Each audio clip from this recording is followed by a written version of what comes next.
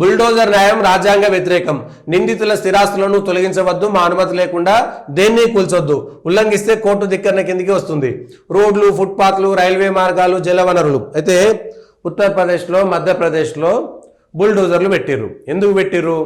శ్రీరామనవమికి శోభాయాత్ర చేస్తుంటే ఆ శోభాయాత్ర మీద ఇష్టమున్న రీతిలా రాళ్ళేసి లేకపోతే ఇంకేదో వేసి వాళ్ళను రెచ్చగొట్టి వాళ్ళను చిన్నాభిన్నం చేస్తే అందులో ఒక 10 మంది 15 మంది నిందితులుంటే ఆ నిందితులకు ఏం న్యాయం చేయాలి?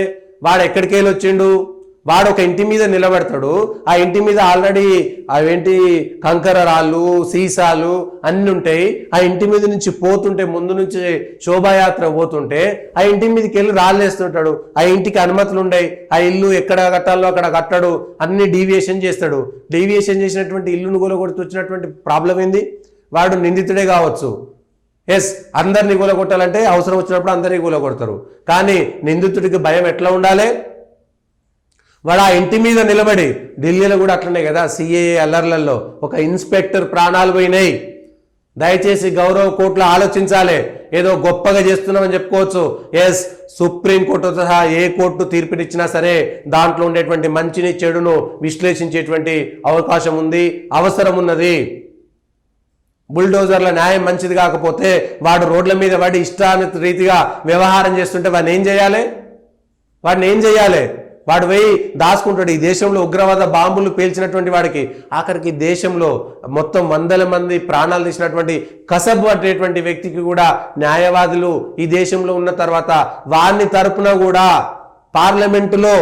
పార్లమెంటులో బాంబులు వేసినోనికి కూడా సంతాపాలు చెప్పి వాని వెనక న్యాయవాదులు పోయిన తర్వాత ఇంకా న్యాయమూర్తులు కన్ను తెరవాల్సినటువంటి అవసరం లేదా? ఎవడైతే న్యాయవాది ఈ ఉగ్రవాదులకు మద్దతుగా న్యాయవాది పోయి వాడు చేసిండో, వాడు కోర్టులో వాదించిండో, వాడిని వెంటనే వాడిని లైసెన్స్ తీసేయాలి కదా, లాయర్ లైసెన్స్ తీసేయాలి వద్దా? ఉగ్రవాది, ఈ దేశంలో జరిగిన దొంగతనమో దోపిడీయో అనుకోకుండా జరిగినటువంటి మర్డర్ వేరు. ఉగ్రవాదికి మద్దతు ఇచ్చేటువంటి వాళ్ళు ఈ దేశంలో ఉగ్రవాదిని మట్టు పెడితే, ఏది పోలీసు వాళ్ళ ఎన్కౌంటర్లో ఉగ్రవాది చచ్చిపోతే ఆ ఉగ్రవాది అంతిమ సంస్కారాలకు లక్షల మంది హాజరైన తర్వాత హాజరైనటువంటి వాళ్ళందరూ కూడా ఉగ్రవాదులా కాదా?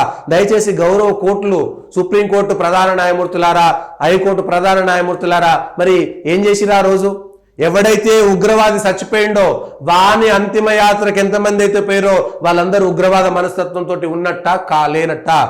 మరి సుప్రీంకోర్టు చెప్పాలి కదా, హైకోర్టు చెప్పాలి కదా. ఎవడైనా ఉగ్రవాది ఎన్కౌంటర్లో చచ్చిపోతే, మామూలుగా యూపీలో ఎవడో గ్యాంగ్స్టర్ని చంపేస్తే ఆడు గ్యాంగ్స్టర్ అయిండు, నా కొడుకు అక్కర్లేదని విష్ణు శర్మనో ఇంకెవడో ఉంటాడు, వాని పేరు వాడు నాకు అక్కర్లేదు, వాడు గ్యాంగ్స్టర్ అయిండు, వాడు నా కొడుకు కాదని తల్లిదండ్రులు పోలేదు. కానీ అదే ఉగ్రవాది దగ్గర పోయి ఉగ్రవాదిని ఖననం చేసేటప్పుడు లక్షల మంది హాజరయ్యారంటే, 100 మంది హాజరయ్యారంటే వాళ్ళందరిది ఉగ్రవాద మనస్తత్వమా కాదా? ఎవడైతే ఉగ్రవాదిగా తేలిండో ఆ ఉగ్రవాది నాకు సంబంధం లేదని ఆ ఉగ్రవాదికి సంబంధించినటువంటి తల్లిదండ్రులు కూడా ప్రకటన చేసిన రోజే నిజంగా వాళ్ళు ఉగ్రవాదులు కాదన్నట్లు లెక్క. ఆ దొరికినటువంటి వాడిని నా కొడుకు, మనకి ఏం తెలియదు, వాడిని ఎవరో మనసు మార్చిరు, వాడి సంబంధం లేదని కొన్ని 100,000 మంది పోవడాన్ని తప్పు పట్టాలనా వద్దా? ఒక్కసారి ప్రజలు ఆలోచించాలి, గౌరవ కోర్టులు కూడా ఆలోచించాలి. మరి బుల్డోజర్ న్యాయము చేసినటువంటి బుల్డోజర్ కూల్చివేతల్లో ఆ నిందితులకు సంబంధించినటువంటి వివరాలన్నీ తీసుకోండి. పోనీ కూల్చినటువంటి ఇండ్లల్లో డీవియేషన్ ఉందా లేదా? డీవియేషన్ ఉన్నప్పుడు కూల్చివేస్తే తప్పే ఉన్నది? అంటే నిందితులను రక్షిద్దామా న్యాయం పేరు మీద? మనకి భయం ఉండాలి కదా, వాడిని చూసి ఇంకొకటి పోవద్దు కదా, ఇంకో 10 మంది రాలేసేటువంటి ప్రక్రియ చేయొద్దు కదా.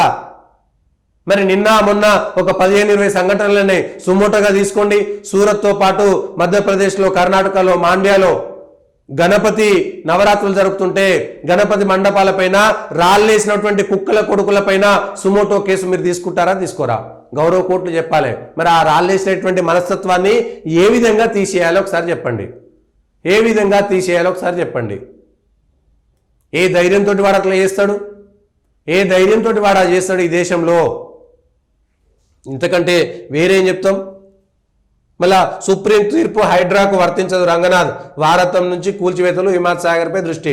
రోడ్లు, ఫుట్పాత్లు, రైల్వే మార్గాలు, జలవనరుల్ని ఆక్రమించే వాటిని తొలగించవచ్చు. ఇదే సందర్భంలో గౌరవ సుప్రీంకోర్టు వెంటనే రైల్వే మార్గాల్లో అక్రమంగా కట్టినటువంటి అన్ని అక్కడ రైలు పట్టాలు వేసిన తరువాత కట్టినటువంటి అన్ని మతాలకు సంబంధించినటువంటి ప్రార్థనా స్థలాలను తొలగించమని రైల్వే శాఖకు గౌరవ సుప్రీంకోర్టు ఒక ఆర్డర్ వేయండి.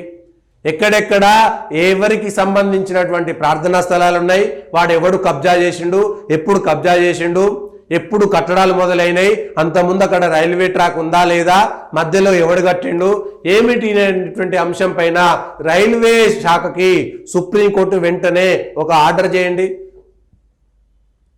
దేశవ్యాప్తంగా రైల్వే భూములలో అక్రమంగా కట్టినటువంటి ఏ మతానికి సంబంధించినటువంటి ప్రార్థనాలయాలైనా సరే వెంటనే తొలగించాలనేటువంటి ఒక ఆర్డర్ రైల్వే శాఖకి సుప్రీంకోర్టు వేయండి. బుల్డోజర్ న్యాయం అక్కర్లేదు. అధికారికంగా చట్ట ప్రకారం, రాజ్యాంగం ప్రకారం రైల్వే భూములలో, రైల్వే ట్రాక్ల మధ్యన, రైల్వే స్టేషన్లలో ఇష్టానురీతిగా కట్టినటువంటి ప్రార్థనా స్థలాలను తొలగించమని చెప్పండి సుప్రీంకోర్టు గారు. దయచేసి ఈ విషయాలను చెప్పాల్సినటువంటి అవసరం ఉన్నది.